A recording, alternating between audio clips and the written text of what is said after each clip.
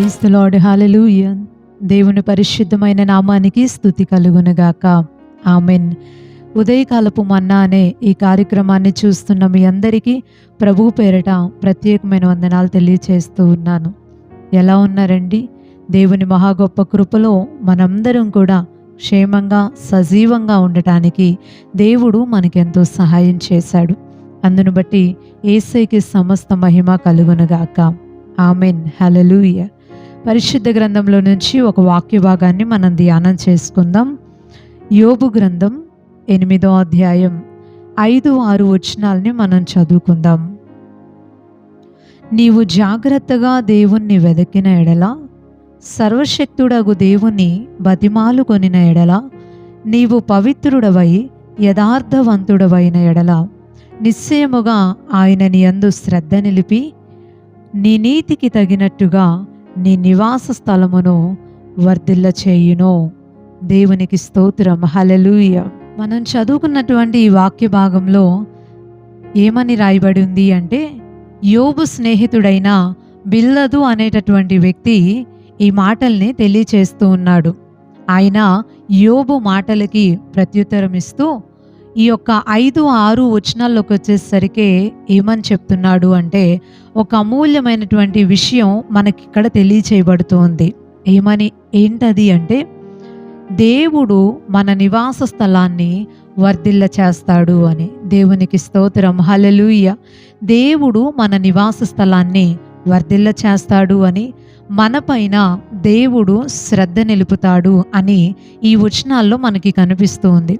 సహజంగా మనందరం కూడా కోరుకుంటూ ఉంటాం, దేవుడు మా పైన శ్రద్ధ నిలపాలి, దేవుడు మమ్మల్ని ఆశీర్వదించాలి, మా నివాస స్థలాల్ని దేవుడు దీవించాలి, మా కుటుంబాన్ని దేవుడు ఆశీర్వదించాలి, మా పరిస్థితుల్ని దేవుడు ఆశీర్వదించాలి, వర్ధిల్ల చేయాలి అని ప్రతి మనిషి కూడా కోరుకుంటూ ఉంటారు. ఎవరు కూడా నేను ఇలాగే ఉండాలి, పేదరికంలో ఉండాలి, దీనస్థితిలో ఉండాలి, ఈ ఇబ్బంది పడుతూ ఉండాలి, ఆర్థికంగా ఎదురు చూస్తూ ఉండాలి అని ఏ ఒక్క వ్యక్తి కూడా కోరుకోరు. ఖచ్చితంగా దీవించబడాలి, వర్ధిల్లాలి అనే ఆశపడుతూ ఉంటారు. అయితే ఈ యొక్క వచనాల్లో మనకి తెలియజేయబడుతున్నటువంటి విషయం ఏంటి అంటే, దేవుడు శ్రద్ధ నిలిపి మన నివాస స్థలాల్ని వర్ధిల్ల చేస్తాడంట, మన పరిస్థితుల్ని ఆశీర్వదిస్తాడంట, మన స్థితిగతులన్నిటినీ కూడా దేవుడు వర్ధిల్ల చేస్తాడు అని ఈ వచనాల్లో రాయబడి ఉంది. అయితే దేవుడు వర్ధిల్ల చేసే దేవుడే, ఆశీర్వదించేటటువంటి దేవుడే, ఆయన ఏదైనా చేయటానికి సామర్థ్యం కలిగినటువంటి వ్యక్తే. కానీ ఎందుకు దేవుడు ప్రతి ఒక్కరి విషయంలో ఈ పనులు చేయట్లేదు? ఎవరిని అసలు దేవుడు దీవిస్తాడు? ఎవరి విషయంలో దేవుడు శ్రద్ధ నిలుపుతాడు? ఎవరికి దేవుడు అండగా ఉండి సహాయపడతాడు అంటే, మనం చదువుకున్న ఈ వచనాల్లోనే చాలా స్పష్టంగా మనకి కొన్ని మాటలు తెలియచేయబడుతూ ఉన్నాయి. చూడండి, 5వ వచనం నుంచి మరొకసారి మనం చదువుకుంటే, నీవు జాగ్రత్తగా దేవుణ్ణి వెతికిన ఎడల, సర్వశక్తుడగు దేవుని బతిమాలుకొనిన ఎడల, నీవు పవిత్రుడవై యథార్థవంతుడవైన ఎడల, నిశ్చయముగా ఆయన నీ యందు శ్రద్ధ నిలిపి నీ నీతికి తగినట్టుగా నీ నివాస స్థలాన్ని వర్ధిల్ల చేస్తాడు అని ఈ లేఖనంలో రాయబడి ఉంది. దేవునికి స్తోత్రం, హల్లెలూయా. దేవుడు మనల్ని ఆశీర్వదించాలి అంటే, మన నివాస స్థలాన్ని వర్ధిల్ల చేయాలి అంటే, ఆయన మనపైన శ్రద్ధ నిలిపి మనల్ని పట్టించుకొని సహాయం చేసి దీవించాలి అంటే, మనము కొన్ని పనులు చేయాలంట. ఏంటి ఆ పనులు అంటే, మొదటిగా జాగ్రత్తగా మనం దేవుణ్ణి వెదకాలంట. ఎలా వెదకాలంట అండి? జాగ్రత్తగా దేవుణ్ణి వెదకాలట. ఈ రోజుల్లో చాలామంది ప్రజలు మొదటిగా దేవుణ్ణి కలిగి ఉంటారు, దేవుణ్ణి చాలా బాగా నమ్ముకుంటారు, చాలా బాగా ఆశ్రయిస్తారు, దేవుని సన్నిధి బాగా గడుపుతారు. కానీ కొద్ది కాలం అయిన తరువాత వారి పరిస్థితిని బట్టి, వారికి కలిగినటువంటి లోకాశల్ని బట్టి, సైతాను యొక్క కుయుక్తుల్ని బట్టి ప్రజలు దేవునిలో నుంచి తప్పిపోయి దేవుణ్ణి వెదకటం మానేసి లోకంలో ఉన్న వాటిని వెదకటం మొదలు పెడతారు. మనుషుల్ని వెతుకుతూ ఉంటారు, సహాయం కోసం మనుషుల్ని ఆశ్రయిస్తూ ఉంటారు, డబ్బుల్ని వెతుకుతూ ఉంటారు, ఈ లోకపరమైన వస్తు వాహనాలని వెతుకుతూ ఉంటారు.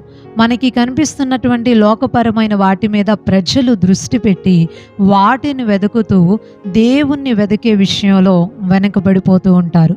దేవుణ్ణి మర్చిపోతూ ఉంటారు. దేవుణ్ణి పక్కన పెట్టేస్తూ ఉంటారు. దేవునితో మాకేమీ పని లేదులే, పర్వాలేదు, అంతా మంచిగానే జరుగుతుంది, పర్వాలేదు, నాకు ఈ వ్యక్తి ఉన్నాడు, సహాయం చేస్తానంటున్నాడు, ఏం పర్వాలేదు, నా దగ్గర డబ్బులున్నాయి, ఏం పర్వాలేదు, నా దగ్గర సహకరించేటటువంటి వ్యక్తులు ఉన్నారు, ఏం పర్వాలేదు, నాకు ఆస్తిపాస్తులు బాగా ఉన్నాయి, ఏం పర్లేదు, నాకు పేరు ప్రఖ్యాతలు బాగున్నాయి అని చెప్పి కలిగి ఉన్న వాటిని చూసుకొని ఈ లోకపరమైన వాటి మీద దృష్టి పెట్టి దేవుణ్ణి వెతికేటటువంటి విషయంలో ప్రజలు వెనకబడిపోతూ ఉంటారు. అయితే దేవుడు మనపైన శ్రద్ధ నిలిపి మనల్ని వర్ధిల్ల చేయాలి అంటే, ఆశీర్వదించాలి అంటే మనము దేవుణ్ణి జాగ్రత్తగా వెదకాలట. దేవునికి స్తోత్రం, హల్లెలూయా. పరిశుద్ధ గ్రంథంలో రాయబడి ఉంది, ఆయన మీకు దొరికే కాలంలో మీరు ఆయన్ని వెదకండి అని. ఒక కాలం ఉంది, ఆయన తర్వాత మనము ఎంత వెతికినా మనకి కనిపించడు.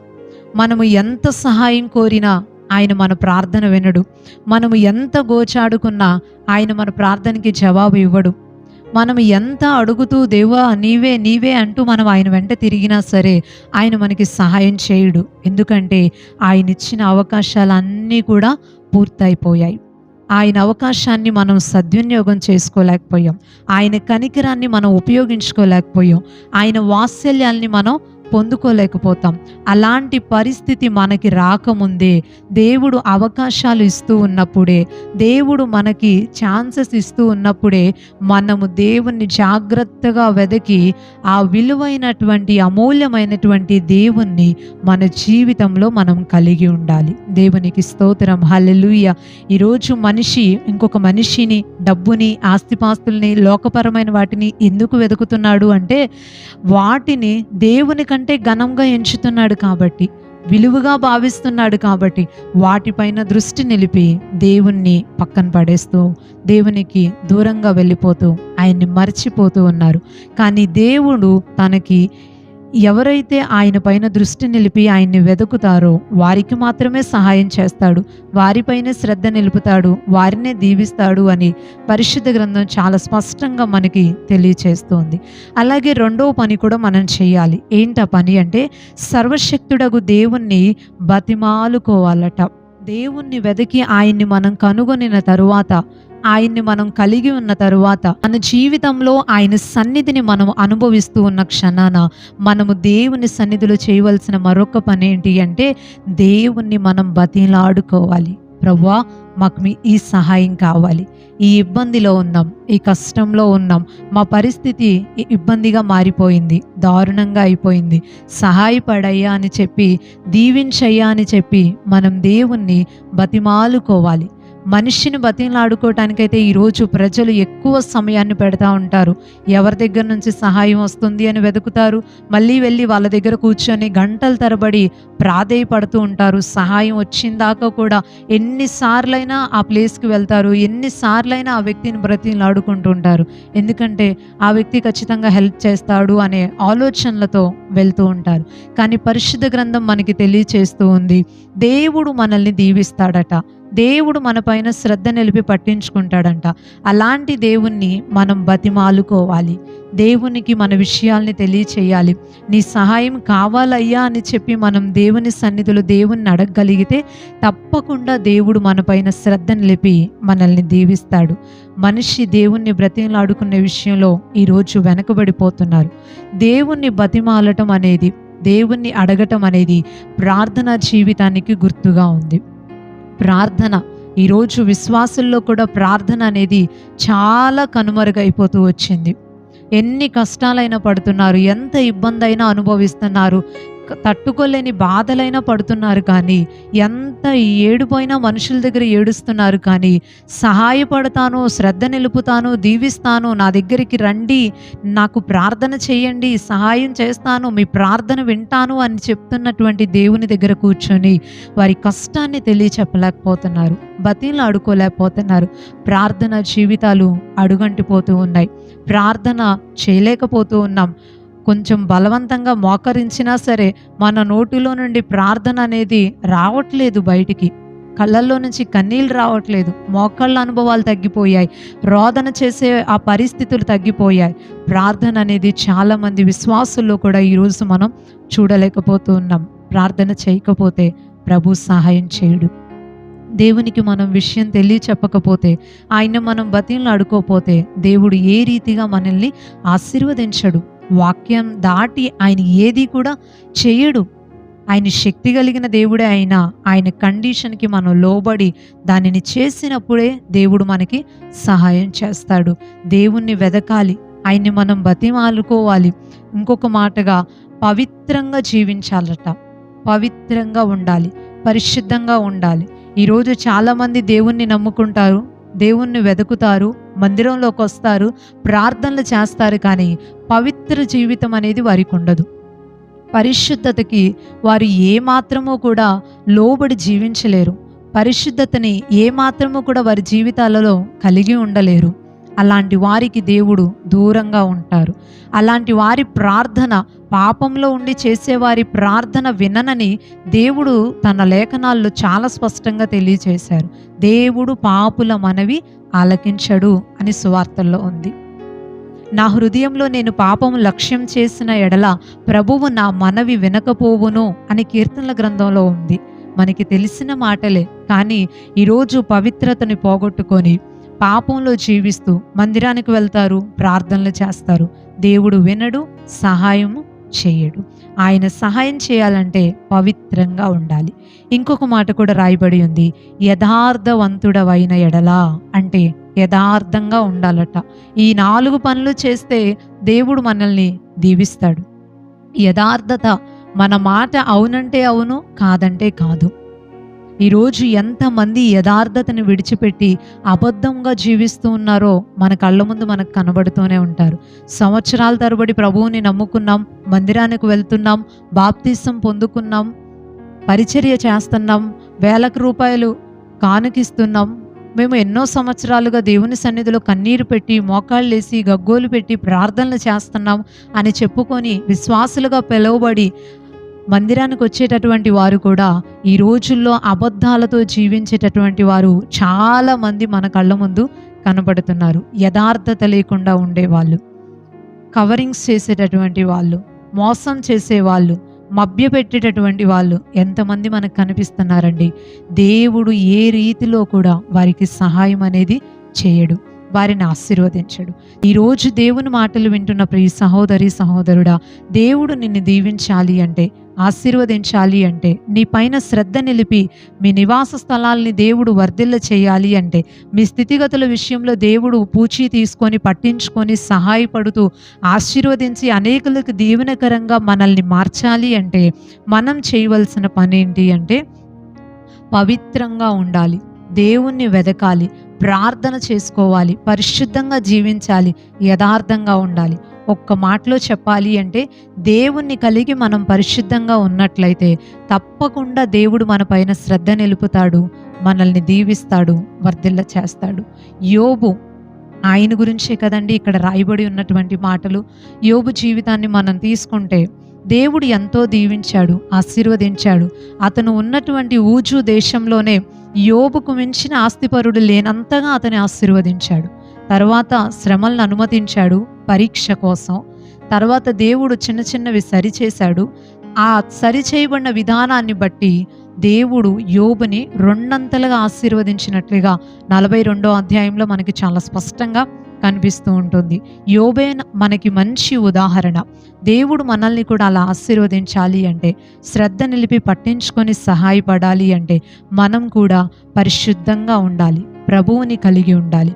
వీటిలో ఏది చేయకపోయినా, దేని విషయంలో మనం ఇబ్బందికరంగా ఉన్నా దేవుడు మనకి సహాయం చేయడు, పట్టించుకోడు.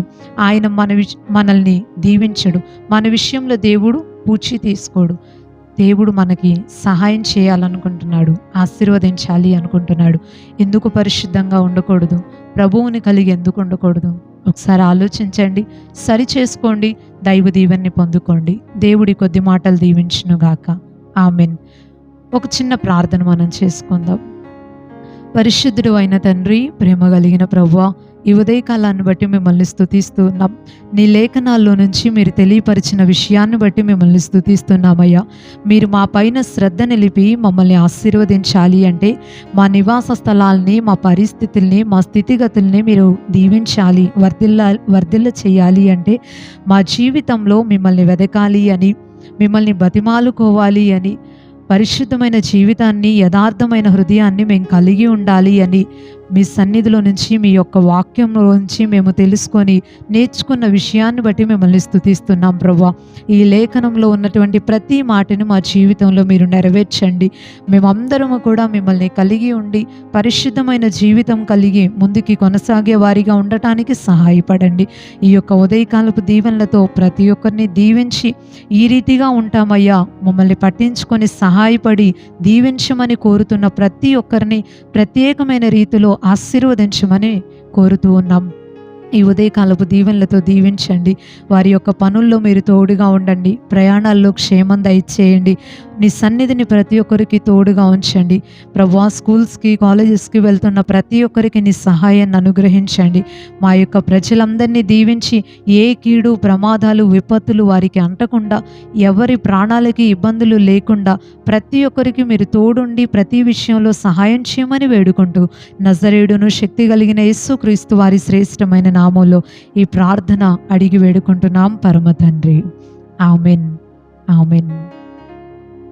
అందరికీ ప్రైజ్ ది లార్డ్ అండి. మరలా తిరిగి రేపు ఉదయకాల సమయం ఉదయకాలపు మన్నానే ఇదే కార్యక్రమంలో పాల్గొని దేవుని మాటలు విని దీవించబడదాం.